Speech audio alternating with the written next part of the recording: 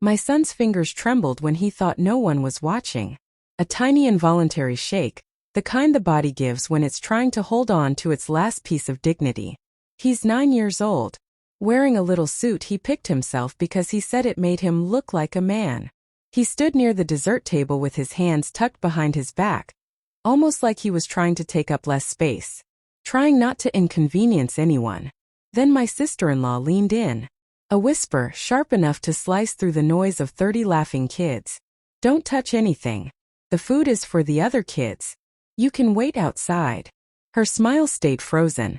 Only her eyes moved flat, territorial, like my son was some stray animal tracking mud into her home. The room kept spinning around them. Balloons, loud music, kids grabbing cake, candy, pizza, chaos everywhere. A $3,500 celebration built for him. Except it wasn't. My son kept staring at the floor, hands still behind his back. Obeying instructions meant to shrink him. I didn't stand. I didn't shout. I just watched. I watched the crack form inside him. And I felt something cold settle inside me. Not rage, not yet. Just a decision. Heavy and absolute. When he finally looked up, eyes wet but still obedient, I stood. I walked to the front. I reached for the microphone. The betrayal didn't start today. Today is just the first time it dared to show its face in public.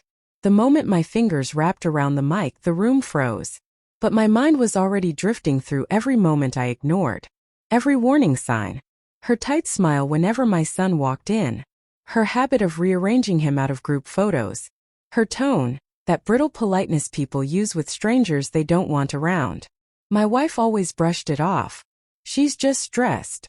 She didn't mean it. You're overthinking." But there was more. Something older, deeper. A week before the party, I overheard them in the kitchen. My wife and her sister, whispering urgently. "He doesn't need that kind of attention. He's not like the others. You're overcompensating again. Just let me handle it."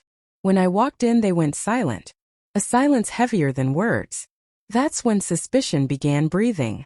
So I started paying attention. The invitation she forgot to include him in.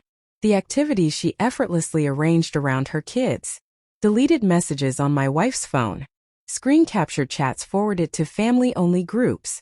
Each one wrapped in fake concern but dripping condescension. He doesn't blend well. He's too sensitive. Maybe parties aren't a good idea for him. Him. Always him. Then I found the message that clarified everything. Why waste money on a big party for a child who won't even appreciate it? Focus on the kids who matter. The kids who matter.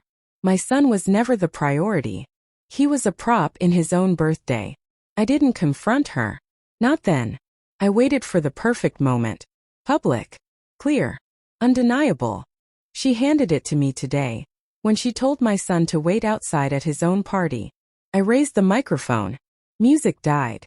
Talking stopped. My wife's eyes widened. My sister-in-law stood frozen, a slice of pizza suspended midair. I didn't yell. Didn't accuse. I simply pulled out my phone and read her message aloud. Why waste money on a big party for a child who won't even appreciate it? Focus on the kids who matter.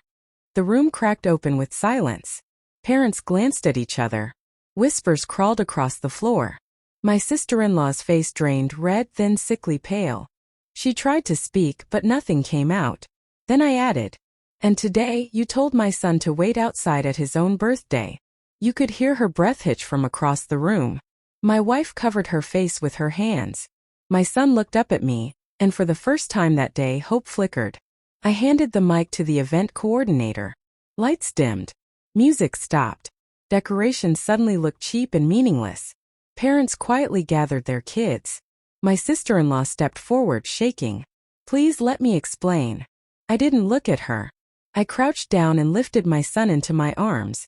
"This party," I said softly to him, not to her, "is yours again." And I walked out. Her reputation collapsed behind us in a silence she created. My revenge was simple. Expose the truth. Let the consequences do the rest. Later that night, my wife tried to justify, soften, explain. I didn't argue. I didn't comfort. I didn't negotiate. Some betrayals are subtle. Socially acceptable.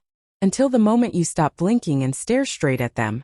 I watched my son sleep, breathing steady again, and the truth settled into place. People show you who matters to them. Today I showed them a mirror. And I walked away from the wreckage without a sound.